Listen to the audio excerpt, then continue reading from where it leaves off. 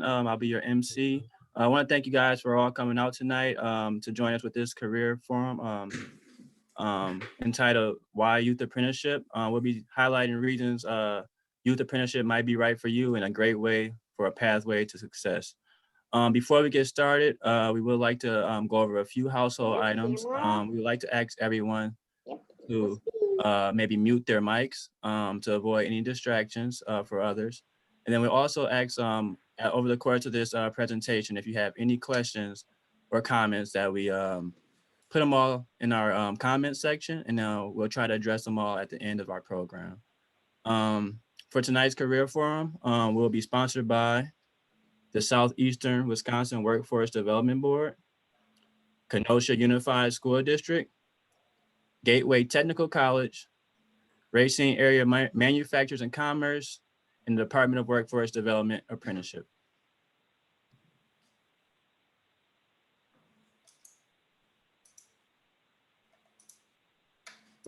Okay, for our presenters tonight, we have myself, Galen Horton, the Pre-Apprenticeship Coordinator for Southeastern Wisconsin Workforce Development Board. For those who don't know, the Southeastern Wisconsin Workforce Development Board serves here for Racine, Kenosha, and also Walworth counties. We have Cheryl Covey, the Coordinator of Career and Technical Education for Youth Apprenticeship Coordinator. Katie Graff, Director, High School Partnerships, Gateway Technical College. We have Jeff Bergman, the Workplace Learning Coordinator for Racine Area Manufacturers and Commerce, also known as RAMAC. And we also have Richard Badger, Apprenticeship Training Representative, also known as the ATR for the Department of Workforce Development. Okay, tonight, a few things that we'll touch upon. We'll talk a little bit about National Apprenticeship Week. We'll talk about what is an apprenticeship and the benefits of having an apprenticeship. 5 advantages of apprenticeship training. Then we'll also have a chance to hear from all of our youth apprenticeship coordinators here in the area. And then lastly, we'll talk a little bit about registered apprenticeship. Okay, National Apprenticeship Week.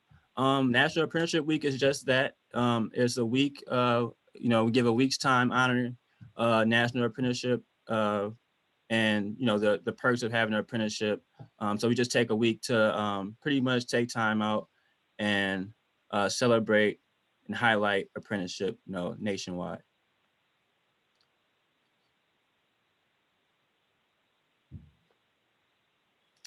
Okay, what is an apprenticeship? And these are some things too here that kind of separate an apprenticeship from your normal or your typical job. So here, you earn while you learn. You receive on-the-job training plus classroom instruction that is tuition free. Increasing wages, so pay raises as you progress in training and learn your new skill set. You'll receive portable credentials, so national recognition for as a skilled journeyman or woman upon completion. You learn in the classroom. You can do it on the job, get paid. You learn more, you earn more. We take these steps, each and every day. Okay. The 5-star advantages. So one of the 5-star advantages would be career employment that's built in. A little bit about career employment. It's just after doing a series of jobs that are pretty much going towards the advancements of your career path. So that's what career employment that's built in. That's what that kind of means there.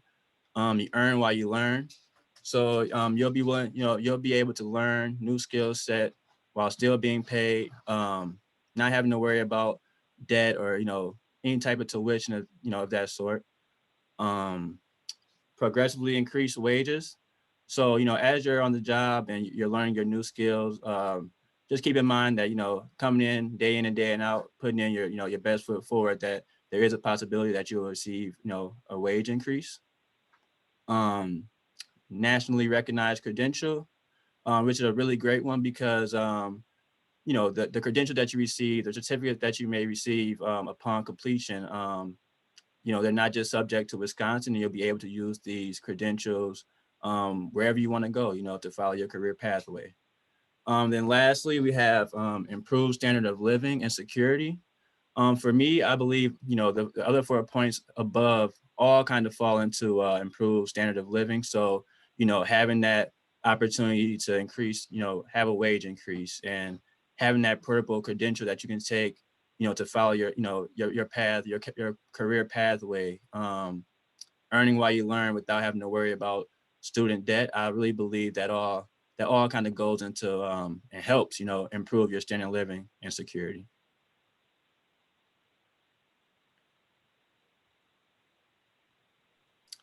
Okay, for youth apprenticeship, I'll be passing that along to a few of my colleagues. So I want to pass, give the floor over to Katie Graff, Cheryl Coley, and also Jeff Bergman.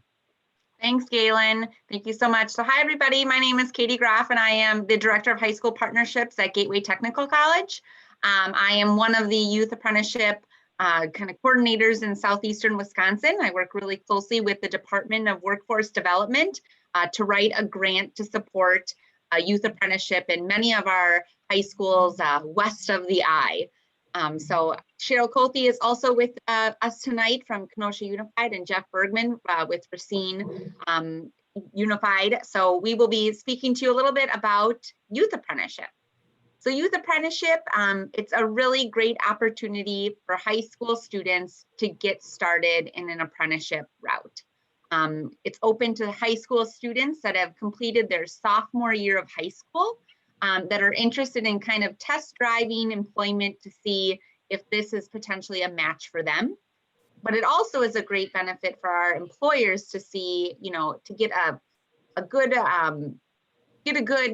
high school student working for them and doing some great skills while they are working in a youth apprenticeship.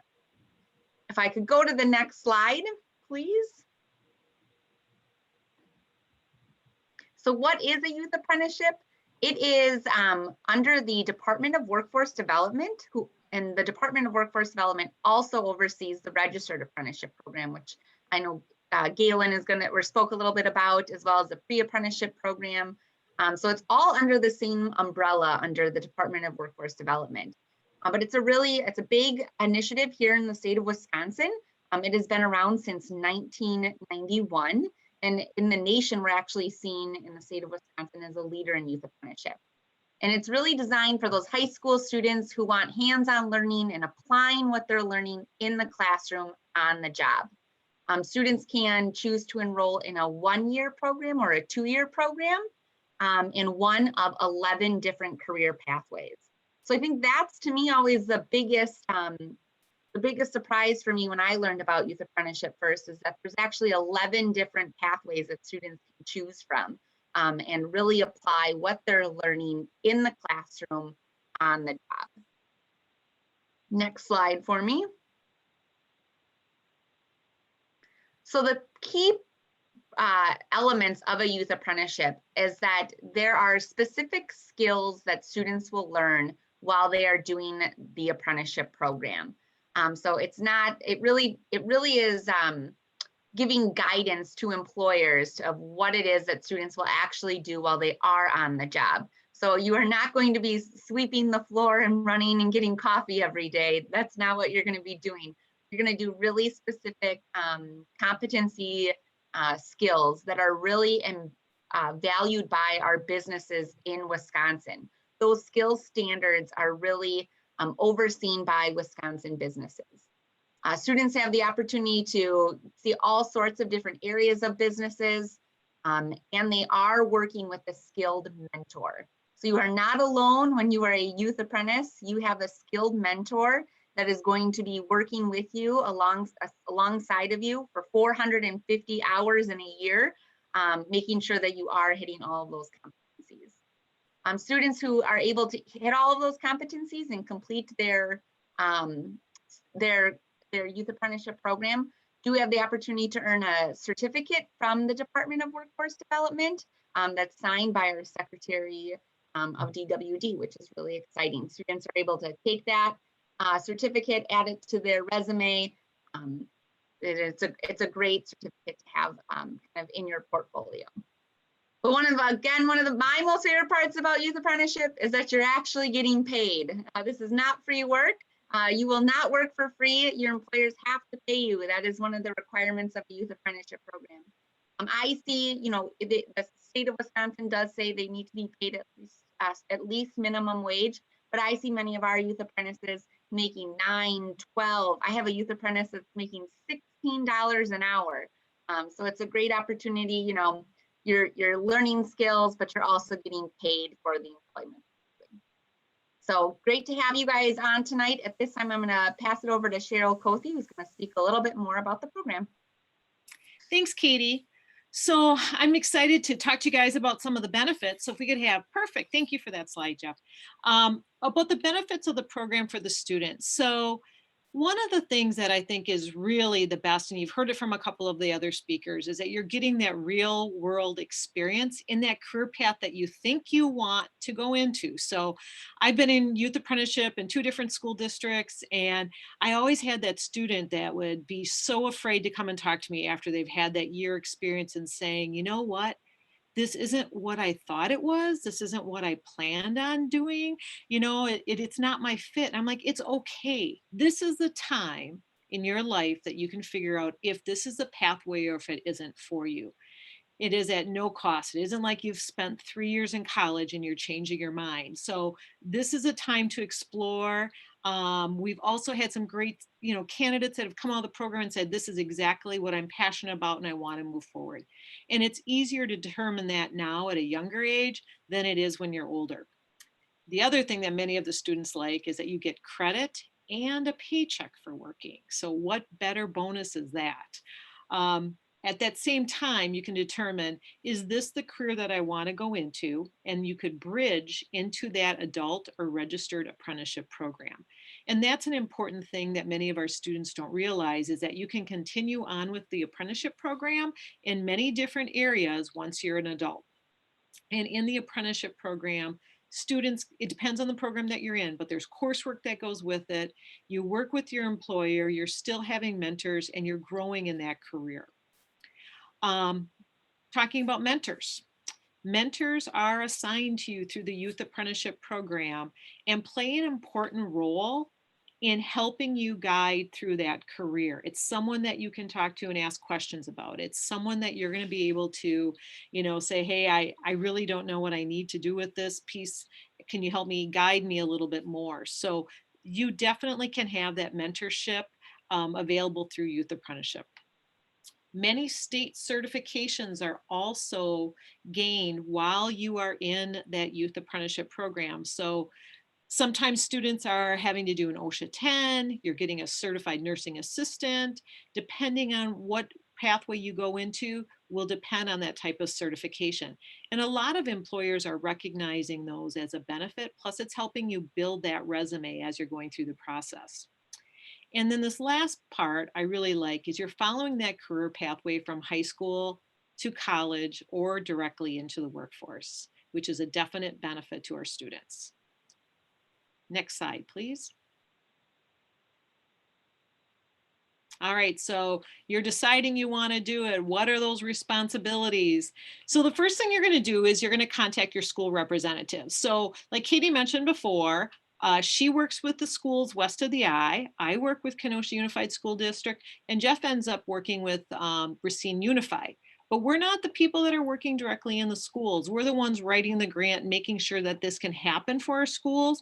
But you have people in your schools that have been assigned as that person who's going to work with youth apprenticeship. So here's my advice to you. If you don't know who that person is, you can't find out who it is on the website at your school, contact one of us and we'll help guide you. And another safe bet is, I bet if you ask your counselor, they'll help find that person. Okay, so what's going to happen is once you meet with that person, you're going to talk about, do you have a job already? Do you want to start doing that in youth apprenticeship? Or do you want to go into another career area that we're going to talk about, the 11 different areas coming up very shortly? There's paperwork that is required. I want to let you know that you're going to have to make sure your parents are going to sign off on it. Your principal is going to sign off on it. Your employer is okay with it. And you have to gather all this information to be part of it. If you aren't working currently with the place that is going to join you for youth apprenticeship, what you're gonna have to make sure is find out what is the requirements for those jobs, and your work and your school representatives will be able to help you with that. So sometimes you have to fill out an application online. Most definitely get your resume together, practice interviewing. This is a real job. Just because you're in youth apprenticeship doesn't mean it gets handed to you. You have to go through the whole entire process just like everyone else, all right? One other thing, I'll mention is the drug testing. We have a lot of our manufacturers that require that. So that is a piece that we discuss with our students going forward, that you will have some type of drug test for many of our local employers. The other responsibility is you're going to have to do a checklist. And in that checklist, there are different components about the career that you're going to have to follow. So with that being said, once you meet with your school representative, they can share that checklist with you so that you are able to take a look at it, see if it's a match if you do have a current job, or if it is really what you want to get into if you don't have one of those jobs. Another requirement is you have to take related classroom instruction for the entire year to make sure it's a match with what you're doing on the job, and you work a minimum of 450 hours. So I know a lot of our students work a lot more than that, but it is a minimum of 450 hours. All right, next slide, please. So when we talked about the 11 different career programs that you can take a look at, or your pathways, these are those areas. So it's ag, food and natural resources, STEM, transportation, distribution and logistics, architecture and construction, art, AV, technology and communications, finance, health science, hospitality, lodging and tourism, IT, manufacturing, and marketing. All right, we're going to turn the next part of the program over to Jeff. All right, thank you, Cheryl. My name is Jeff Bergman, and I am the Youth Apprenticeship Workplace Learning Coordinator in Racine. In Racine, we run the program a little bit differently. It's run by a local organization, but we work directly with all the high schools in the city of Racine. So anybody that's east of the I, you fall under our jurisdiction and we'll work with you. As you saw on the previous slide where they talked about those 11 different program areas, just so you know that within those areas, if you look at those on a broad spectrum, there are 31 different pathways that you can choose from within those areas.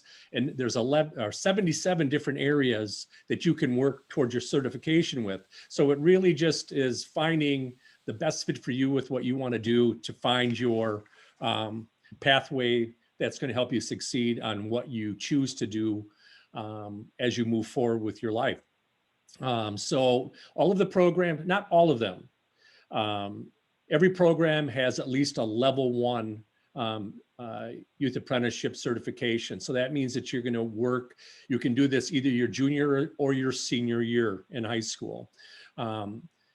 The state allows you to start working as soon as you complete your sophomore year, if you're able to find a position, and you can work through that summer and into the school year. So one nice thing about the Youth Apprenticeship program is it opens you up to opportunities career-wise that you just walking into a company off the street, they can't hire you because you have to be declared a student learner, which allows you some other opportunities, which I will talk to in the next frame here. I'm kind of jumping ahead a little bit, but so at the end of your sophomore year, you can get involved, work your 450 hours minimum through that first year, and then again, do your 2 years of related instruction.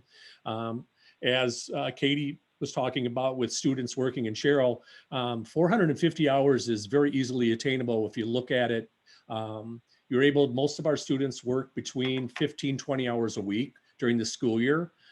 Anytime there is not school, so if your employer would like you to work over Christmas break, spring break, you're allowed to work 8 hours a day. So it's just not that. So it really gives you the opportunity to feel what it's like to work a full shift and just get that feel of really what that occupation and what that career path does.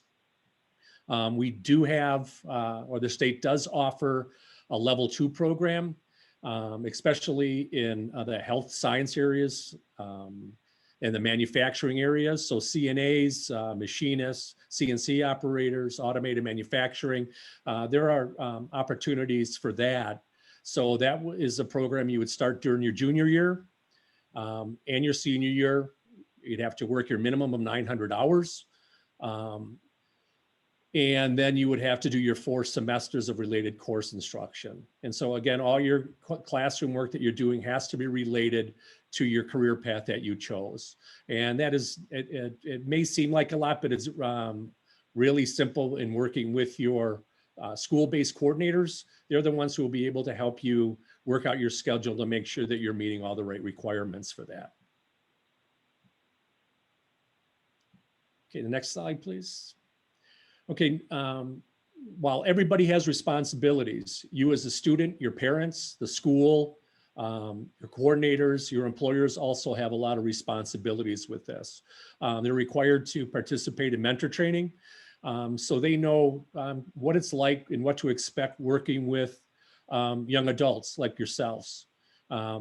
Every employer that I talk to, they ask, well, what's it like and what should I expect? I said, well, whatever you would expect from a new employer that you hire off the street, you should expect the same from a student that you're going to hire. They're held to the same expectations, the same requirements, everything that's involved with what they want from an employee, the students are expected to follow. And those are things that we talk about in that mentor training sessions. All of our students go through interviews, like was mentioned earlier. No jobs are just handed to you. All of our jobs that we do in Racine are posted, and the students have to apply for them. And again, they work with their school-based youth apprenticeship coordinators, see if they meet the requirements, especially when it comes to coursework.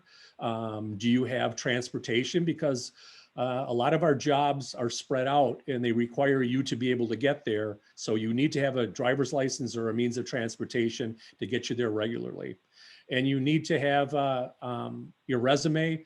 But one of the things that I will stress to you, if you can, practice your interviewing skills. Find somebody in the building that can help you. There are people in all of the schools through all of the areas in southeastern Wisconsin that are there to help you prepare for interviews, because that for students is a lot of the most stressful time is going through that first time that you go through an interview. So the more practice you have doing it, the more comfortable and confident you're going to be when you do have that first interview or any interviews that you do have. All of our employers provide on-the-job training to the students. So again, as was mentioned before, any job that they would have you do, somebody else that is working there has already done that job. So they're not going to have you do things that nobody else does. But again, everything that they do has to be related to your youth apprenticeship career path and your skills checklist, because they are working with the mentors and the employers and you to make sure that you meet all your competencies on those checklists, so you're ready at the end of the time that you're there, that you can get your paperwork into the state. Your other responsibility is to pay you. Again, as Katie said, we have students that work for minimum to $13, $14, $15, $16 an hour. So these are really good opportunities, and the employers are looking for responsible people and students that are interested in these jobs. They just don't want to give someone a job for the sake of giving them a job. They want to give them, they're giving you opportunities to be able to kickstart your career. Along with this is that you are having regular progress reviews so that you know that you're meeting the standards on the checklist, so you don't come up short. Make sure that they work with you to get your 450 hours on the at your work site. And one of the biggest things is that they need to work to make sure that they comply with child labor laws. One of the things about being in the youth apprenticeship program, when you become a student learner, there are some child labor laws that are lax because of the program that you are in. And that's why this makes this an important program that not everybody has the opportunity to get into. And they really want you to be able to do all the skills and participate in everything on the job that that you would need to move forward. There are some restrictions, and one of the big things that we always are asked by employers, can they drive a forklift? That is one thing that is off the list for any YA students, is that there are no forklifts, and there are some other things, but that is usually the one big one that I have and that we deal with. So making sure that the child labor laws are filed is very important. Okay, and lastly, the outcome of the program. Over 75% of the youth apprenticeships that graduate enroll in a technical school or a university after high school. Also, there is a percentage that do join the military. At Park High School in Racine, we have a ROTC program. So there are students that are looking for YA opportunities that can help benefit them when they enter the military. Over 60% of the enrolled students complete their degrees. So the national average is 25. That's a really good thing, because one of the things that the youth apprenticeship does is it prepares you when you do get to school. You bring that extra knowledge with you as you enter those classes when you go on to the post-secondary level. Another thing is 85% of the apprenticeships graduate are employed after leaving high school. Whether it's full-time or part-time, many of the students stay employed. We have a lot of students that stay contacted with their employers and will come back and do internships when they're off in the summer. So it really does not, the job does not end once they leave. And our one goal is that anytime that we can have students that can bridge into the registered apprenticeship program, that is something that we really strive for. Because the youth apprenticeship program and the registered apprenticeship program work hand in hand to try to get everybody the most opportunities that they can. And which will lead into the registered apprenticeship program. Oh yeah, so we'd like to thank you guys for sharing all the information about the youth apprenticeship program. So now we would like to give the floor to Richard Badger to talk about registered apprenticeship. Thank you very much, Galen. Thank you, Jeff, for the invitation. Good evening, everyone. On behalf of Wisconsin Apprenticeship, I'd like to say welcome to National Apprenticeship Week. I want to also offer greetings from our director, Joshua Johnson of Wisconsin Apprenticeship, formerly known as the Bureau of Apprenticeship Standards.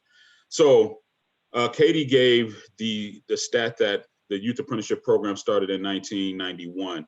Well, registered apprenticeship started in 1911. So we have a few years of getting the system right as far as registered apprenticeship goes. And so when it's all said and done, once the youth apprenticeships complete their tour, if you will, of their apprenticeship experience at the high school level, when they graduate high school, what comes next?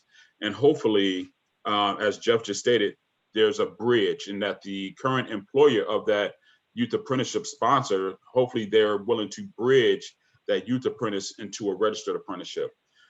So what is a registered apprenticeship?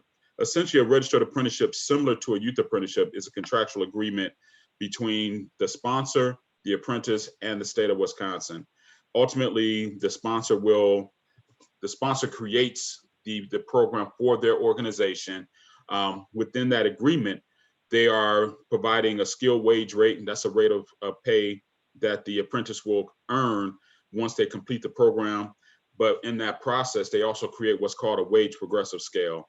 And so the wage progressive scale are a set of benchmarks that are set by the employer that as the apprentice hits, they'll get pay increases. So for all the parents who are on the Zoom call tonight, we understand that if we get an annual raise, that's a great thing.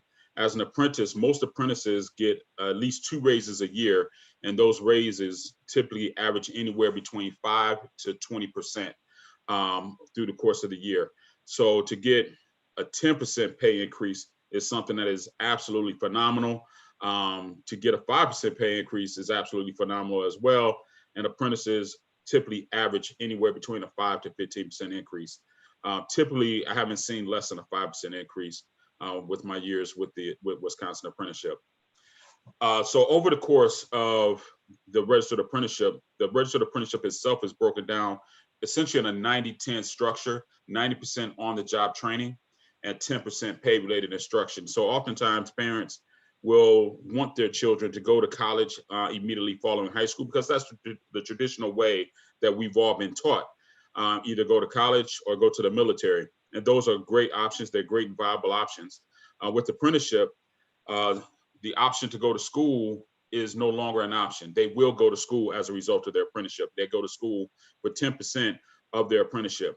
The beauty of registered apprenticeship is that they're paid their regular wages while they're going to school. So in a traditional apprenticeship, they'll work 4 days out the week. They go to class 1 day out the week, and they're in class pretty much that whole day. So an 8-hour day that they're in school, and we typically partner up with the tech colleges. So the Wisconsin Technical College System, they will develop the curriculum at the area technical colleges, and that's where they learn from.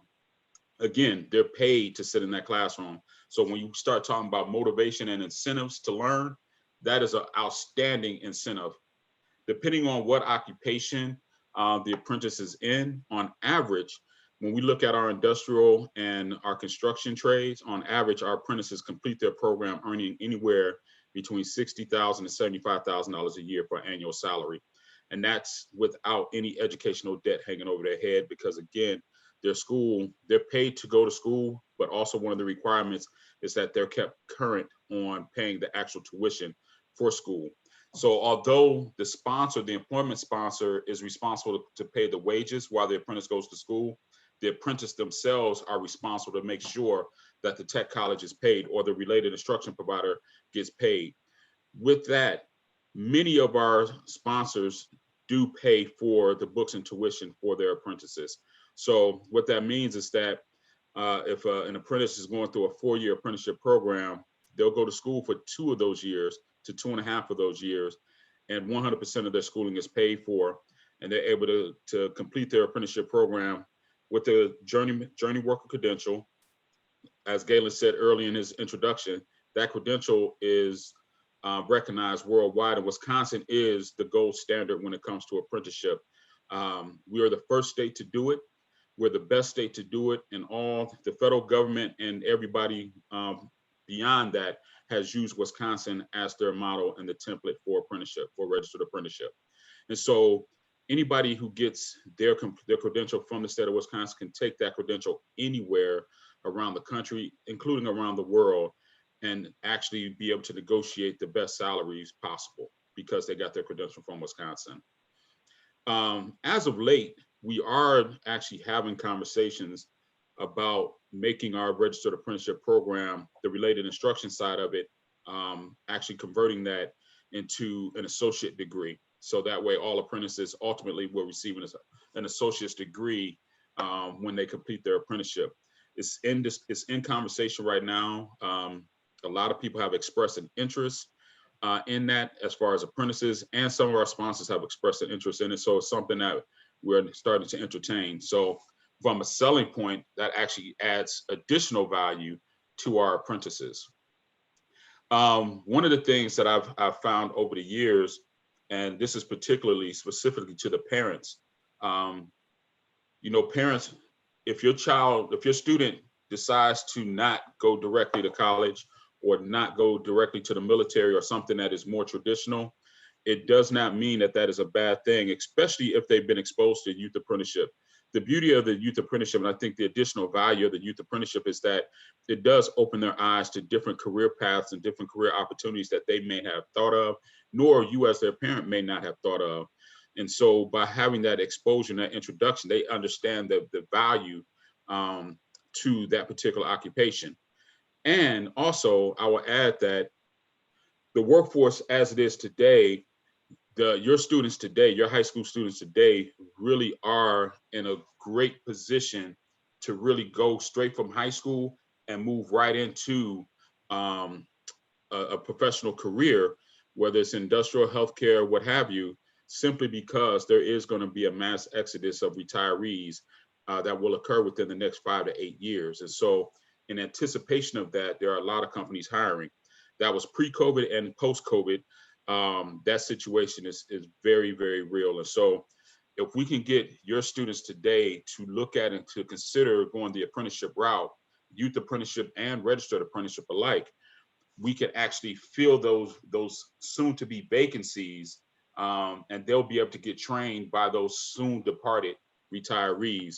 And so they're going to be getting trained by the best of the best, and ultimately will become the best of the best. And they'll be able to make sure that the industries that they represent, that they're going to be working in, that they stay afloat over the duration of generations to come. Registered apprenticeships are quite simple to get into. First things first, they must have the job first. All registered apprenticeships are employer sponsored. So without the job, there is no apprenticeship. So if they're a youth apprentice already working for a company, the best thing for us to be able to do is get that company also registered as a registered apprenticeship sponsor. That way they can stay where they are and transition. They can bridge their YA right into a registered apprenticeship, and there's no harm, no foul. Your student will be able to come right into the registered apprenticeship with advanced hours, credited hours from their youth apprenticeship experience, which puts them on the pathway of getting a raise much faster, and they'll already have seniority within that organization. If the particular company that they work for throughout their YA is not a registered apprenticeship sponsor, nor do they decide that they want to be one, that's fine as well. That youth apprenticeship experience and credit will still be able to follow them, depending on the occupation that they go into, will still be able to follow them to another, a different employer that will bring them on. One of the things that we've done is that we've brought on what are called apprenticeship navigators. And so our navigators, what they do is similar to the YA coordinators, just from the registered apprenticeship side. Our navigators are really kind of the bridge between the sponsors who are looking for the job seekers and the job seekers who are looking for the sponsors. And so we had two apprenticeship navigators. Tommy Miles was the navigator for the Racine, Kenosha, Walworth County area. He's recently taken a policy position with the youth apprenticeship. So currently it's going to be Dawn Pratt. So Dawn Pratt will be the apprenticeship navigator solely until the new position gets filled. And so I'll provide Dawn Pratt's information to Galen, and Galen can send that information out. But again, Dawn Pratt is a navigator for the registered apprenticeship, not for the youth apprenticeship, although there's a lot of mixing and blending and cooperation that happens. So it's not a us versus, it's a we collectively. And so however we can satisfy and accommodate your students, we definitely look to do that. You know, although we're talking about youth apprenticeship tonight, there may be some parents on the line who are considering a career change. Registered apprenticeship is not just for the young at heart. I mean, it's not just for the young, but it's also for the young at heart. So if you're looking for a career change, registered apprenticeship may be something worthwhile for you. The company that you work for may already be an apprenticeship sponsor. There are hundreds and hundreds and hundreds of occupations that are apprenticeable occupations. And so never think that something that you're doing is not apprenticeable, because it is. After all, Kim Kardashian is an apprentice for law in California. So she can do it, anybody can do it. I guess with that, I'll stop, as I see that time is pressing up on us. If there are any questions, it's a lot of information and a lot of general information that I gave. If anybody wants any specific information, definitely feel free to shoot me an email or give me a call. Galen has all my information. But if there are any questions, I'm definitely open to take any questions that you may have.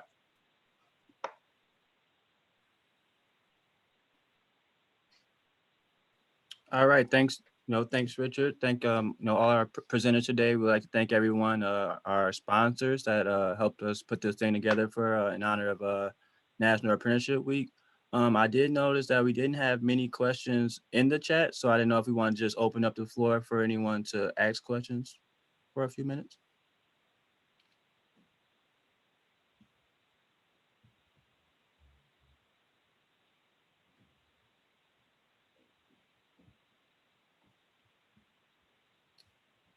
Okay, did you guys have any last comments or anything like that before we? Oh, actually, we got a question coming in now.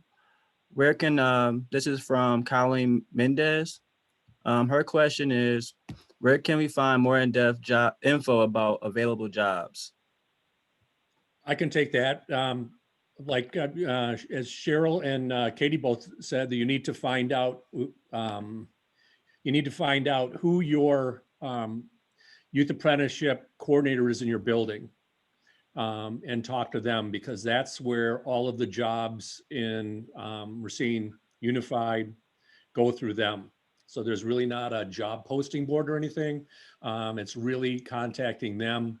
And if you're from Racine, speaking with your counselors. That's another thing, because I know that the YA coordinators work a lot with the counselors and trying to find students opportunities.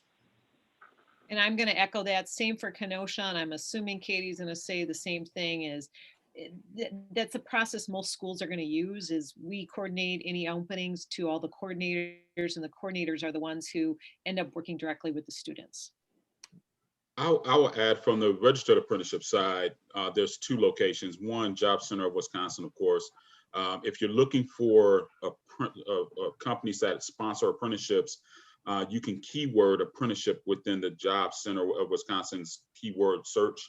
And then any company that's a sponsor, there'll be a logo, an Apprenticeship A logo next to that company's information. That's one. And our website, Wisconsin Apprenticeship, we're currently updating our website again. We had it last year, it was perfect, where you can go to our website, key in an occupation, key in a sponsor, and we had all that information available to anybody who was looking. But then due to bureaucracy, our website was changed to provide uniformity, but now we've argued a strong case, and so we're going to actually go back to the website that we had last year. It was user-friendly. It was really designed for the job seeker looking for the apprenticeship opportunity. So I would say check in Wisconsin Apprenticeship. It's not there yet, but we are currently updating our website to get that information back available to the job seeker for apprenticeship opportunities. Again, that's on the registered apprenticeship side. We will be linking bridges on our website for youth apprenticeship as well. Okay, I see we have another question coming across from Scott Terry. His question is the sponsor paying full cost for the youth apprentice, or is there a split with the state, or does the state pay the full rate for the apprentice to work with a sponsor? And then also he wants to know, how is the pay rate established for the youth apprentice? I can take that one. So it is up to the employer to pay the full rate that they want to for the student that's in youth apprenticeship. And I'm going to tell you, it varies. And I know Jeff mentioned it as well, is that we have students from all different pay ranges. So when an employer talks to us, we ask them to take a look at what the going rate is if they would hire an adult into that position. You know, what would they take a look at for that pay range? And that's how they try to set it. So many of our employers just say, this is what we pay minimum wage across the board. This is what we start with.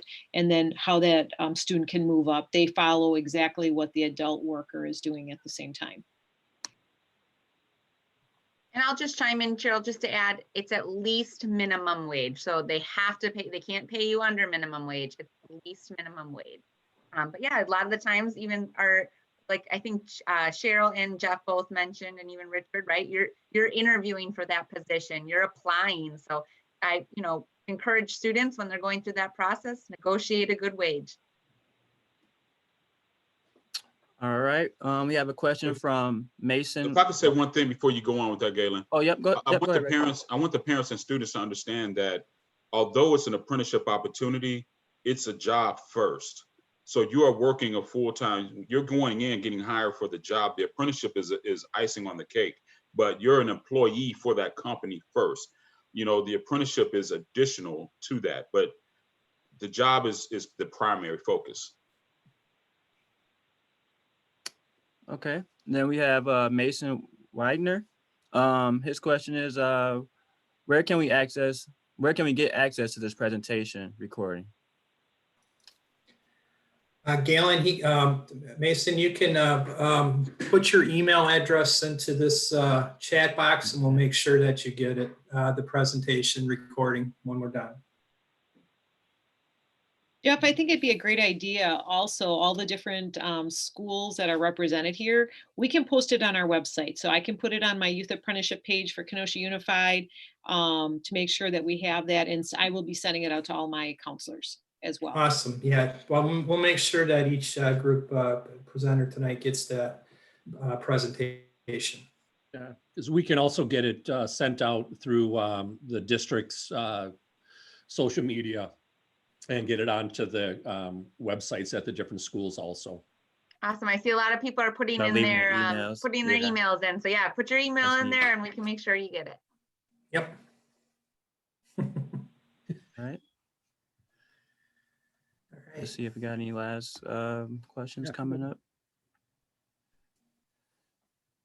Yes, it doesn't seem that we have any more questions at this time. Does any of our panelists have any, any final comments or things that they want to say? I do. First, thank you again for inviting me to talk about registered apprenticeship. It is definitely a passion of mine. It has become a passion of mine. Two things I want to point out. This is about youth apprenticeship.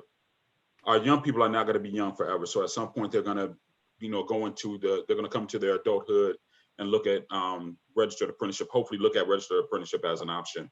The one thing I will say is that as your young people are applying for jobs, whether it's the youth apprenticeship, if they're applying at the youth apprenticeship level, then the employer already knows that they have a desire to be an apprentice under the youth apprenticeship guidelines.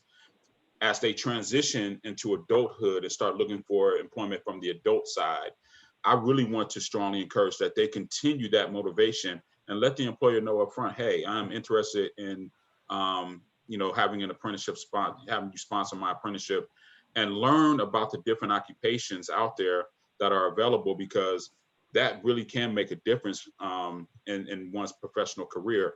And so although all youth apprenticeships don't transition naturally over to the registered apprenticeship, the work ethic does.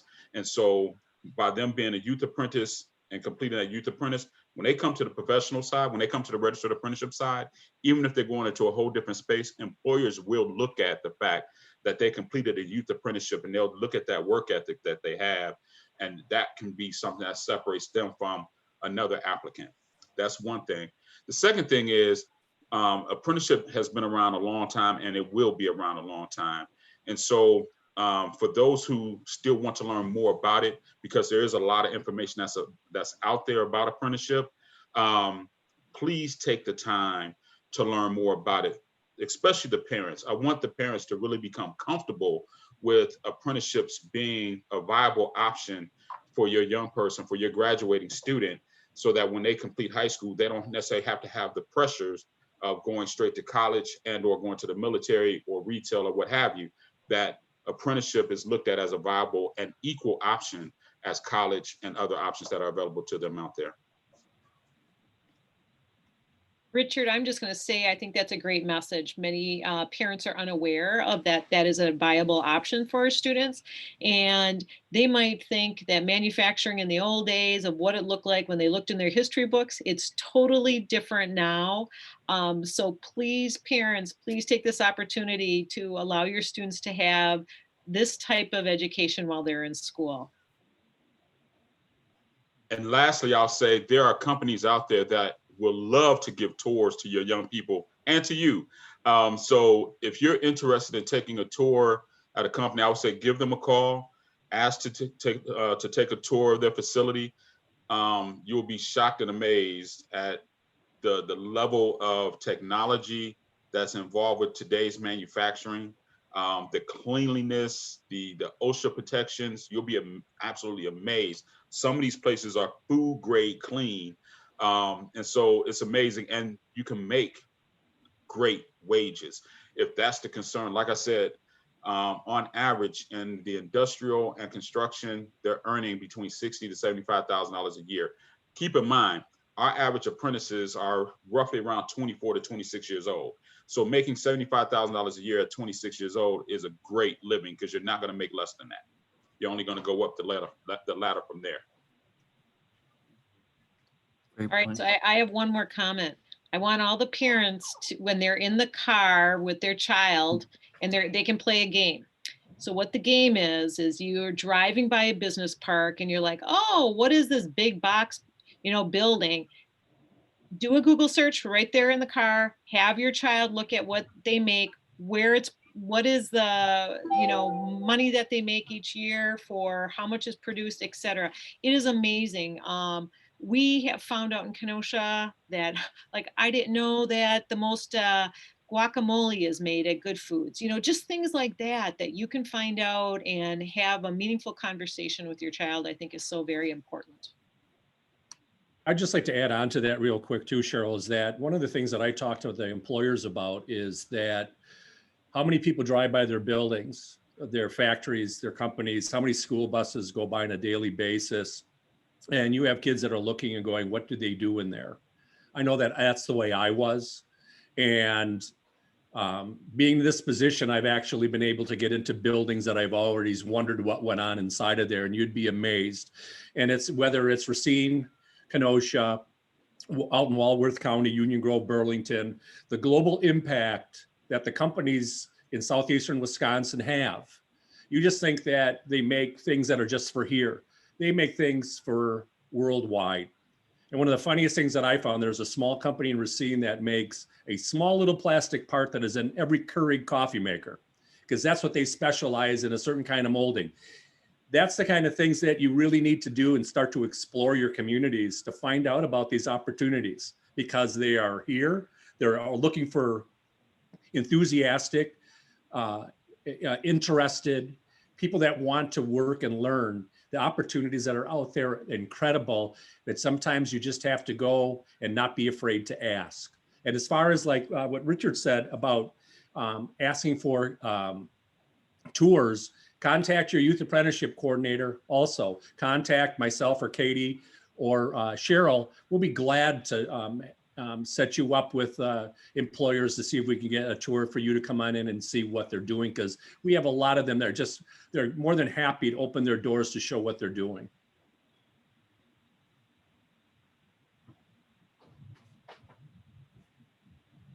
All right. Is there anything else, you guys? Thank you. And if I All could right, say, Richard, you have the best Wisconsin name ever. So. Unfortunately, I don't get any royalties on it.